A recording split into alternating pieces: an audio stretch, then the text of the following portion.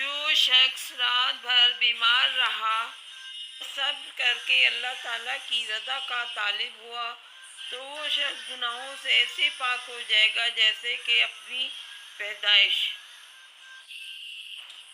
ہزار غلطیوں کے باوجود بھی اگر لوگ آپ کی عزت کرتے ہیں اور آپ سے محبت کرتے ہیں تو مان لیں یہ مالک کا کرم ہے۔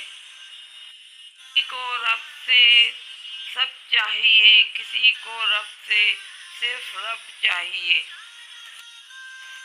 سکون کہاں چھپا ہوا ہے، غفلت ہو جائے تو سجدے میں اور گناہ ہو جائے تو توبہ میں۔